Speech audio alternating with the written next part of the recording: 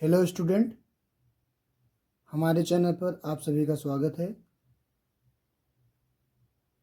आज हम चैप्टर 3 आरबीयू पढ़ेंगे। हमने क्लास 12 का दूसरा चैप्टर ख़त्म कर दिया है। अगर आपने नहीं देखा है तो हमारे चैनल पर आप चले जाइए। तो आज हम चैप्टर 3 आरबीयू देखेंगे, जिसका इंट्रोडक्शन हम बताने वाले हैं। देखिए और हम आरबीयू शुरू करते हैं। देखिए आरबीयू क्या होता है।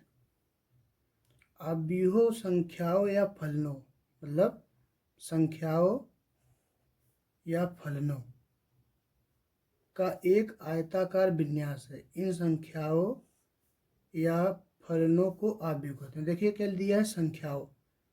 तो पहली बात तो इतना समझ लीजिए कि आरबीयू को हम इस जैसे अगर मान लीजिए बड़े ब्रैकेट में लिखते हैं, इसको अगर वैसे समझा जाए तो ये इसको हम कहाँ में लिखते हैं, बड़े ब्रैकेट में। तो देखिए बड़ा ब्रैकेट क्या है, ये आरबीयू की पहचान है। अगर ये लिखा है कहीं पे तो उसको हम क्या बोलेंगे, आरबीयू। तो दिया क्या है, देखिए आरबीयू संख्याओं या फलनों। संख्या क्या दिया है, मान लीजिए जैसे 1 2 3 4 5 6, तो ये क्या हो गया आपका आरबीयू। या फिर देख लीजिए फलनों, जैसे ये भी दिया हो, फलनों में दिया हो, मान लीजिए ABCDEFGH ऐसे। तो ये क्या है आपका, ये क्या है, आरबीयू। इतना समझ में आ गया आपको। अब देख लिए एक दो एग्जांपल और देख लीजिए। जैसे देखिए XYZ ABCDEF, ये भी क्या है आपका, आरबीयू। और एक बात समझिए, देखिए अगर ऐसे दिया हो, ऐसे ऐसे ऐसे, इसको हम क्या बोलेंगे, स्तंभ। क्या बोलेंगे, स्तंभ। इसको भी स्तंभ बोलेंगे, इसको भी स्तंभ बोलेंगे। और अगर ऐसे दिया है, ऐसे ऐसे, तो इसको हम क्या बोलेंगे, कोटि। क्या बोलेंगे, कोटि। कोटि को ऐसे हम कहाँ से डिनोट करते हैं, आई से, और स्तंभ को जी से। इतना समझ में आ गया आपको। अगर आपको इतना समझ में आ गया तो हम आगे बढ़ते हैं। एक बात और देख लीजिए, जैसे अगर यहाँ पर देखिए कितना दिया है, एक एग्जांपल और ले लेते हैं हम। जैसे 1 2 3 4, देखिए एक स्तंभ ए हो गया, एक स्तंभ ए। तो मतलब एक पंक्ति ए हो गई, एक पंक्ति ए हो गई। तो कितनी पंक्ति हो गई, दो पंक्ति। पंक्ति कितना हो गया, दो। और स्तंभ देखिए, स्तंभ भी कितना हो गया, दो। अब हम आगे बढ़ते हैं। देखिए आव्यूह की कोटि, पंक्तियों यम व स्तंभों यन वाले आव्यूह को की कोटि यम इंटू यन होती है। जैसे उदाहरण समझ लीजिए, जैसे 2 3 4 5, तो क्या दिया, देखिए पंक्तियों, ये क्या हो गया आपका, पंक्तियों यम। तो इसमें पंक्ति कितनी दिया है, मान लीजिए पंक्ति कितना दिया है, पहली पंक्ति ये है, दूसरी पंक्ति ये, तो दो पंक्ति दिया है। वह स्तंभों, पहला स्तंभ दूसरा स्तंभ, तो स्तंभ कितना दिया है, दो। आव्यूह की कोटि कितनी हो जाएगी, देखिए इसमें क्या दिया है, आव्यूह की कोटि, आव्यूह की कोटि। तो यम इंटू एन बोला है, तो यम इंटू एन, इसका मान हमने कितना निकाला, देखिए 2 गुणित 2। इतना समझ में आ गया। तो कितनी हो जाएगी कोटि, 4। इसको हम क्या बोल सकते हैं, अवयव, मतलब इसमें कितनी संख्या है। इतना समझ में आ गया। अगर इतना समझ में आ गया हो आपको तो इसका स्क्रीनशॉट ले लीजिए। अगर आपने स्क्रीनशॉट ले लिया, हमें आशा है। अब हम आगे बढ़ते हैं। अब देखिए आव्यूहों के प्रकार। तो पहला आव्यूहों के प्रकार में देखिए, पहला अस्तंभ आव्यूह है। अस्तंभ आव्यूह की परिभाषा होता है एक ऐसा आव्यूह जिसमें स्तंभों की संख्या एक हो। एक ऐसा आव्यूह जिसमें स्तंभों की संख्या एक हो। देखिए इसको हम मान लेते हैं ए बराबर। हमेशा हम अगर किसी आव्यूह को मानते हैं तो उसको हम कैपिटल लेटर से लिखते हैं, और जो मतलब जिसको लिखेंगे उसको हम स्मॉल लेटर से, अल्फ़ाबेट के। संख्या भी मान सकते हैं लेकिन इसको अगर मानेंगे तब। तो देखिए क्या दिया, एक ऐसा आव्यूह जिसमें स्तंभों की संख्या एक हो। देख लीजिए जैसे 1 2 3। देखिए इसमें स्तंभ कितने हैं, एक है। एक और एग्जांपल देख लीजिए जैसे ए बी, इसमें स्तंभों की संख्या कितनी है, देखिए एक ही है। तो ये क्या हो जाएगा आपका स्तंभ आव्यूह।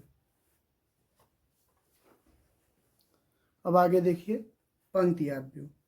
एक ऐसा आव्यूह जिसमें पंक्ति की संख्या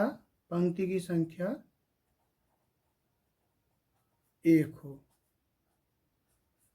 उसे क्या कहते हैं, पंक्ति आव्यूह। जैसे देखिए ए बी, इसमें देखिए कितना है, पंक्ति कितना है, एक पंक्ति है। तो इसमें क्या हो जाएगा, ये पंक्ति आव्यूह हो जाएगा। और देखिए जैसे 1 2 3, ये क्या हो जाएगा आपका पंक्ति आव्यूह। अब आगे देखिए वर्ग आव्यूह। एक ऐसा आव्यूह जिसमें पंक्तियों व स्तंभों की संख्या बराबर होती है। देखिए वर्ग आव्यूह क्या होता है, एक ऐसा आव्यूह जिसमें पंक्तियों व स्तंभों की संख्या बराबर होती है, उसे वर्ग आव्यूह कहते हैं। देखिए उदाहरण देख लीजिए जैसे ए बी सी डी।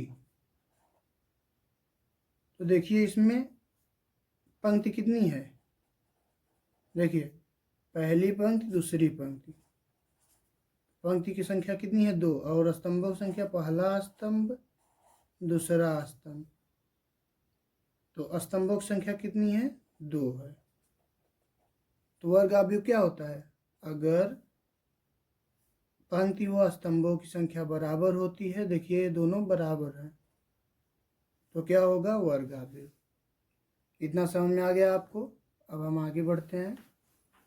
देखिए विकर्ण आव्यूह। एक ऐसा आव्यूह जिसके विकर्ण अवयव कुछ भी हो, मतलब कि विकर्ण आव्यूह कुछ भी हो लेकिन बाकी जो अवयव हो वह शून्य हो जाए। देखिए कैसे, अगर मान लीजिए देखिए ए बराबर हम मान लेते हैं कि 2 0 3, या यहाँ पे 0 लिख दिए 3। एक ऐसा आव्यूह जिसके विकर्ण, देखिए क्या है, विकर्ण। एक ऐसा आव्यूह जिसके विकर्ण अवयव कुछ भी हो, देखिए कुछ भी हो लेकिन बाकी अवयव जैसे बचा हो क्या हो जाए, शून्य हो जाए। देखिए एक और देख लीजिए जैसे ए बी 0 0, ये क्या है, देखिए विकर्ण आव्यूह कुछ भी है लेकिन जो बचा वो क्या है, शून्य है। ठीक है ना। अब आगे देखिए विकर्ण आव्यूह एक वर्ग आव्यूह होता है। विकर्ण आव्यूह एक वर्ग आव्यूह होता है। कैसे होता है, देखिए इसमें क्या दिया है वर्ग आव्यूह में। हमें आशा होगी आपने इतना देख लिया। अब हम आगे बढ़ते हैं। देखिए अदिश आव्यूह। एक ऐसा विकर्ण आव्यूह जिसके विकर्ण के अवयव एक समान हो, बाकी सब अवयव 0 हो। तो देखिए हमने मान लिया ए बराबर -1 -1 0 0, तो इसका विकर्ण समान है इसलिए अदिश आव्यूह है। एक अदिश आव्यूह एक विकर्ण आव्यूह होता है लेकिन विकर्ण आव्यूह एक अदिश आव्यूह नहीं होता। देखिए इसको हम मान लिए, तो उसमें विकर्ण आव्यूह में क्या होता है, उसका विकर्ण कुछ भी हो लेकिन उसका बाकी अवयव 0 हो। इसमें क्या है, इसका विकर्ण एक समान हो। आगे देखिए तत्समक आव्यूह। ऐसा एक ऐसा विकर्ण आव्यूह जिसके विकर्ण के सभी अवयव एक हों। देखिए इसका सभी अवयव क्या है, एक है, तो ये क्या हो जाएगा, तत्समक आव्यूह। आगे देखिए शून्य आव्यूह। शून्य आव्यूह में क्या होता है, एक ऐसा आव्यूह जिसके सभी अवयव जीरो हो। देखिए उसे क्या कहते हैं, शून्य आव्यूह। अब आव्यूहों की समानता देखिए, मान लीजिए ए बराबर, पहले देख लीजिए, जैसे हम मान लिए ए बराबर, तो ये क्या हो गया, पंक्ति हो गई, पहली पंक्ति, दूसरी पंक्ति हो जाएगा, तीसरी पंक्ति, ये पहला स्तंभ, दूसरा स्तंभ, तीसरा स्तंभ। इसमें देखिए जैसे 1 2 3 4 5 6, तो इसमें क्या होगा, देखिए ये क्या है, पहली पंक्ति, तो हम क्या लिख सकते हैं, पहली पंक्ति। और किसमें है, देखिए पहले स्तंभ में, तो इसको हम क्या लिख सकते हैं, पहला स्तंभ। ये किसमें है, देखिए पहले पंक्ति में, ये देखिए पहले पंक्ति में है, और स्तंभ किसने में है, दूसरे में, तो उसको हम ऐसे लिख सकते हैं। और उसके बाद देखिए किसमें है, पहली पंक्ति में, और इस किस स्तंभ में है, तीसरे स्तंभ में, इसको हम कैसे लिख सकते हैं, देखिए पहले, दूसरी पंक्ति और पहला स्तंभ, इसमें हम क्या लिख सकते हैं, दूसरी पंक्ति दूसरा स्तंभ, इसको हम कैसे लिख सकते हैं, दूसरी पंक्ति तीसरा स्तंभ। अगर आप इतना समझ गए हैं तो इसका स्क्रीनशॉट ले लीजिए, आप इसका स्क्रीनशॉट ले लीजिए। आप, आशा होगी कि आपने इसका स्क्रीनशॉट ले लिया। अगर आपको ये वीडियो अच्छी लगी हो तो लाइक सब्सक्राइब कर दीजिए। उठो जागो और तब तक मत रुको जब तक लक्ष्य की प्राप्ति ना हो जाए। तो आप पहले उठिए, जागिए और तब तक मत रुकिए जब तक लक्ष्य की प्राप्ति ना हो जाए। और परिस्थिति कितनी भी विपरीत हो, परंतु हिम्मत कभी नहीं हारनी चाहिए। चाहे जैसा भी मुसीबत है, लेकिन हमें परिस्थिति से अपना काम छोड़ना नहीं चाहिए, चाहे जैसी भी परिस्थिति हो। धन्यवाद।